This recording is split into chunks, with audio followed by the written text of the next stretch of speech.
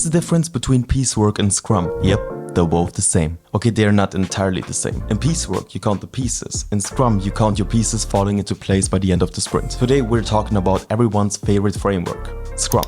Outrageous roasting of the types you can find in a Scrum team in form of memes. And there must be a start, the root of all evil. And that is the Scrum Evangelist. Loves Scrum more than coffee. As a Scrum Master, the Evangelist passionately leads daily stand-up meetings. Codes just to pass the time until the next daily planning or retrospective meeting, waiting for life to make sense again. To you, sticky notes are a hell of a drug. The Scrum Evangelist has a framed poster of the Agile manifesto in their bedroom. They know nothing about rugby and don't understand why anyone would mention it in the context of Scrum. Favorite planning poker card? Well, all of them.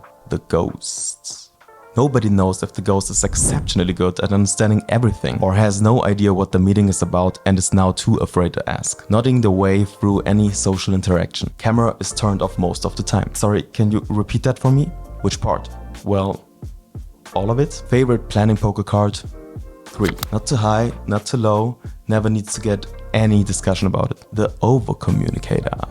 Every thought must be shared, and if you can include the odyssey of thoughts that led to this thought, even better. Loves to hear their own voice and dominates meeting discussions, while ghosts nod along and evangelists check their watches to manage speaking time. You've never met a Slack channel you didn't like. Every community of practice is a community of yours. You always find an excuse to schedule 3 desk checks for 3 story point tasks and frequently arrange impromptu meetings. And everyone loves these. Your emails are so long they need a table of content. Favorite planning poker card?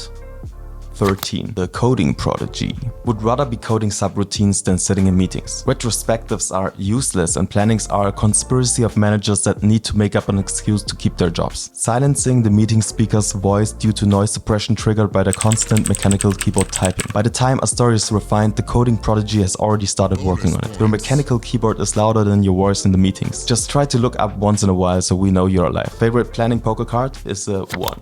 The 10x developer. Agile framework is actually for competition. Story points do not represent task complexity. They measure how much more efficient you are compared to your teammates. Consistently has multiple tasks in progress at once. Claims all low-hanging fruit at the start of the sprint. People on your team really love you. Always optimistic, rarely on time. Bugs are not worth your time because they don't contribute to your story points. Favorite planning poker cards?